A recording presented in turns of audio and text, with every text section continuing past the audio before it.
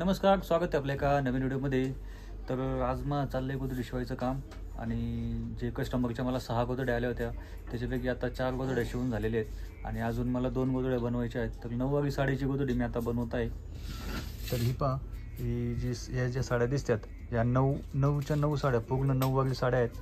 तर या 9वारी साड्यापासून आता मला ही गोधडी बनवायची आहे. ज्या 9वारी साड्या असतात त्यांची जी लांबी असते ती लांबी थोडी जास्त असते. त्याच्यामुळे आपण काय करतो की जी 6वारी साडी असते तर 6वारी साडीच्या अनुसार 9वारी साडी कट करून घ्यायची असते. म्हणजे या 9 ज्या साड्या आहेत त्या 6वारी साडीच्या मापानुसार मी पूर्णपणे कट करून घेतलेले आहेत. आणि आता आता मला जोडायचे आहेत, म्हणजे त्याचे मी आता धडपे बनवणार आहे. तर या पूर्णपणे साड्यांचे आता मी पटपट धडपे बनवून घेणार आहे. आणि याच व्हिडिओमध्ये मी आपल्याला दाखवतो की ते 4 गोधड्या कशा शिवलेल्या आहेत. तर त्याआधी आपण पहिल्यांदा ह्याचे धडपे बनवून घेऊयात. तर फायनली मी आता सगळ्या साड्यांचे धडपे बनवून घेतलेले आहेत. तर कस्टमरने ही अशी साडी दिलेली आहे. 9वारी साडी आहे ही. 9वारी साडीला आपण 2 फोल्ड करून तिचा असा मोठा असा बंद भाग कापून घेतलेला आहे. तर पाहू शकता एकदम नवीन साडी आहे, कोरी साडी आहे, म्हणजे वापरलेली पण नाही जास्त अशी साडी कस्टमरने आपल्याला खालीवर लावायसाठी दिलेली आहे. तर 9वारी साडीचा आपण कवर लावणार आहोत. आणि बाकीच्या ज्या सगळ्या साड्या होत्या त्या सर्व साड्यांचे मी धडपे बनवून घेतलेले आहेत.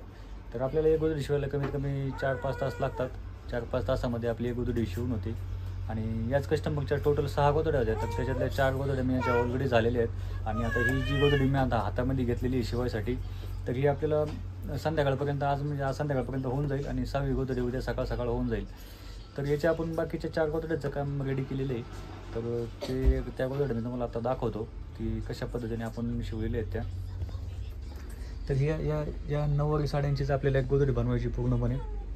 तर याच्यामध्ये टोटल सगळ्या 9वारी साड्या आहेत. आणि बाकीच्या ज्या दुसऱ्या गोधड्या शिवलेल्या आहेत त्याच्यामध्ये 6वारी साड्या होत्या त्या. आणि 12 साड्यांची ती गोधडी आपण बनवलेली आहे. तर पाहता आपण ही जी पहिली गोधडी या गोधडीमध्ये आपण 12 साड्यांचा वापर केलेला आहे. 12 साड्यांचा वापर करून ही अशी गोधडी बनवलेली. तर पाहू शकता याची फिनिशिंग याप्रमाणे आलेली. तर ही जुनी साडी होती, जुन्या साड्यांपासून ही अशी गोधडी बनवलेली. आणि ह्याची लांबी जवळजवळ 7 ते 7.5 फूट झालेली, चांगली लांबी झालेली. तर पहिली गोधडी अशी शिवलेली.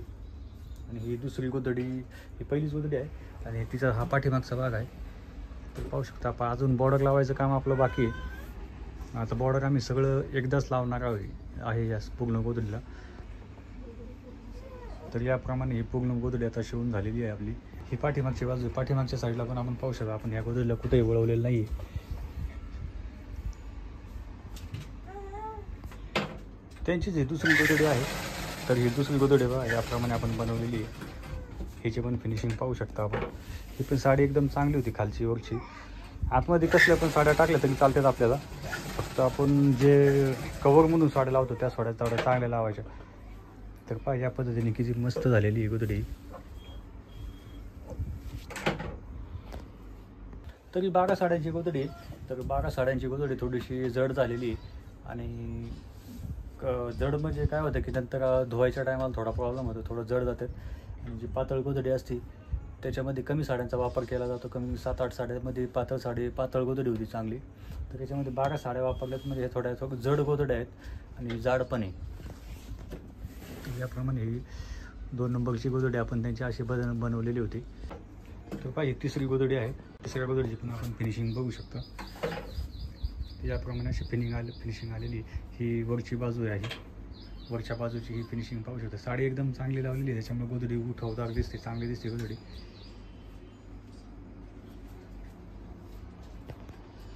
तर पाहू शकता आपण ही जी हिरवी गोधडी होती तिची आपली ही आतली बाजू आहे. आतल्या साईडला पिवळ्या कलरची साडी लावली होती. तर त्या साईडला पण आपण कुठेही गोधडी जास्त वळून दिलेली नाही आहे. त्याच्यामध्ये थोडाफार फुगा येतो. हे कडलं पहा याप्रमाणे असं थोडा फुगा आलेला आहे. तर थोडंफार येतं ते खालच्या साईडला थोडंफार येतोच, कारण आपल्याला हात पूर्णपणे फिरवता येत नाही. पण सगळ्या साईडला येत नाही, एखाद्या साईडला थोडंफार आलं तर येतो, नाही तर येत नाही. तर याप्रमाणे आपण ही जी हिरवी साडीची गोधडी पूर्ण केलेली. आणि पाहिजे चौथी गोधडी त्यांची, म्हणजे टोटल त्याच्या 6 गोधड्या होत्या. तर त्याच्यापैकी 4 गोधड्या आपल्या शिवून झालेल्या आहेत. तर पाहू शकता याची फिनिशिंग याप्रमाणे अशी फिनिशिंग आलेली. आणि गोधडी चांगली जाड झालेली. आणि ही जी साईड आहे ती उलटी साईड आहे. तर ह्या साड्या थोड्या जुन्या होत्या.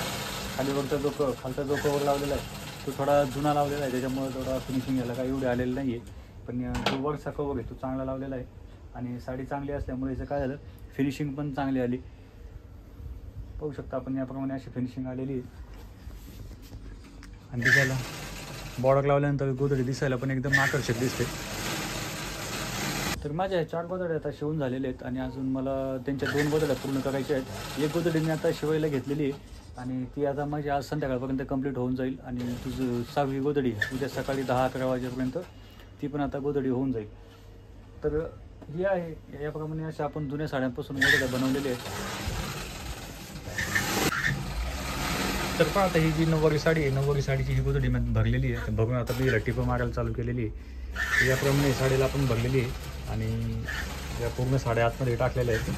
त्याचे कवर झाले साड्यांचे पूर्ण साड्या आतमध्ये टाकून आता मी याला शिलाई काम चालू केलेलं आहे. आडव्या साईडने मी पहिल्यांदा टिप मारून घेणार आहे पूर्णपणे.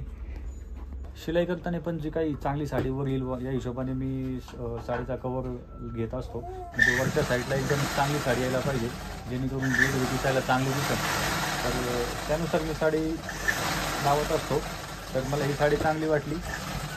ही साडी गुलाबी कलरची साडी आहे, जरा थोडी 9वारी साडी चांगली वाटली त्याच्यामुळे ही साडी मी वरच्या साईडला येईल या हिशोबाने लावलेली आहे. आणि पाहू शकता ही साडी आहे,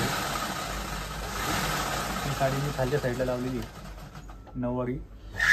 तर याप्रमाणे या गोधडीला तर पूर्णपणे एक साईडला टिप मारून घेतो. तर याप्रमाणे ही 9वारी साडीची गोधडीची आता मी आडव्या साईडने शिलाई चालू करणार आहे. आणि आमचं आता दुसऱ्या साईडला पण आमचं आता ब्लाऊज शिवायचं काम चालू आहे. तर या पण ब्लाऊज शिवतात. तर यांचं ब्लाऊज शिवायचं काम एक साईडला चालू आहे, एक साईडला माझं गोधडी शिवायचं काम चालू आहे. म्हणजे असंच आमचं आता डेलीचं काम चालतं. तर ह्या ज्या गोधड्या आल्या होत्या त्या परभणीवरून आल्या होत्या. तर त्या कस्टमरच्या 6 गोधड्यांचं काम 2-2.5 दिवस गेले असतील. त्याच्यामध्ये आपल्याला पूर्णपणे करून द्यायचं आहे. तर करतोय आता काम त्याचं. उद्या सकाळपर्यंत पूर्ण रेडी होऊन जाईल हे काम. तर अजून एक गोधडी शिल्लक आहे. तर आता या गोधडीला मी आता पूर्णपणे आडव्या साईडने टिप मारून घेतो पटपट. तर आता गोधडी शिवत होतो आणि गोधडी शिवता आपली मशीनचा जो धागा असतो तो धागा सारखा तुटायला लागला. त्याच्यामुळं आता कंटिन्यू काम चालू आहे मशीनवरती. त्याच्यामुळं थोडं मशीनला पण आता साफ करावं लागणार आहे. तर आता ही मशीनला ऑइलिंग करतो थोडीफार. तर ही मशीन आहे माझी जुनी मशीन, नोवेलची अम्ब्रेला मशीन आहे. यावरतीच मी गोधडी शिवायचं काम करतो.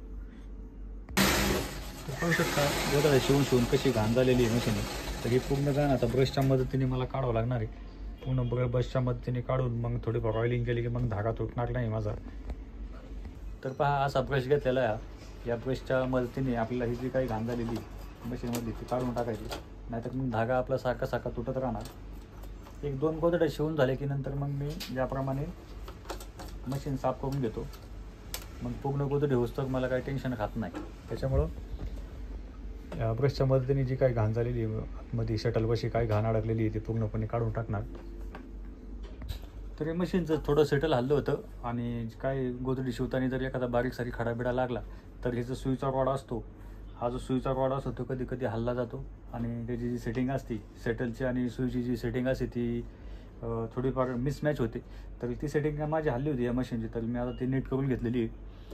सुईची आपली सेटल आता सुईचं टायमिंग म्हणजे सेटलचं टायमिंग आणि सुईचं टायमिंग आता मॅच केलेलं आहे. त्याच्यामुळे आता काय धागा तुटणार नाही.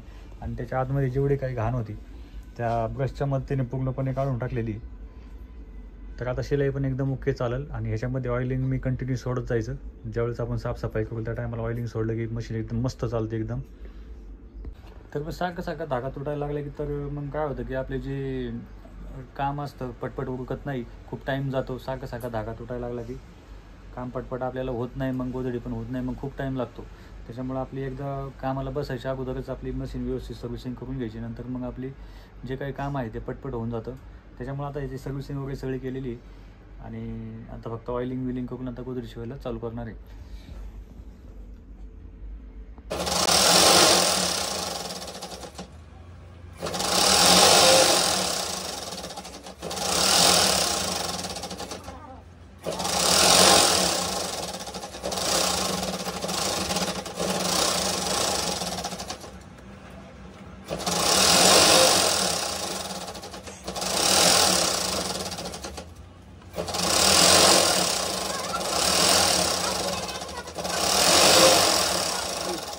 तर पहा याप्रमाणे आपल्या आता ही गोधडीला एक साईडला मी आता पूर्णपणे टिप मारून घेतलेली आहे. आता आता जवळजवळ 6 वाजलेली संध्याकाळची. तर आता या गोदडीला आता वेट करून दुसऱ्या साईडला पण या गोदडीचं काम मी आता पूर्णपणे करून टाकणार आहे. तर 6 गोदड्या होत्या ह्या एकाच कस्टमरच्या. तर उद्या सकाळपर्यंत या गोदड्या आपल्या रेडी होऊन जातील. तर हा जो गोदड्या आहे त्या गोदड्यामध्ये आपण 9वारी साडीचा वापर केला होता आणि हे गोदडीची पण आता एक साईडच झालेली आहे आणि हे गोदडीला कट करून आपण आता दुसरी साईड पण मारून घेणार आहोत. तर आता आपण या पूर्ण गोदडीचं ज्यावेळेस ठेवून होतील त्यावेळेस आपण या बॉर्डर आपण एकाच टायमाला लावणार आहे. एकाच टायमाला बॉर्डर लावून झाल्यानंतर मग 6 गोदडीचा एकदाच आपण लुक बघणार कसा आलेला आहे. तर भेटूयात आपण आता एका नव्या व्हिडिओमध्ये.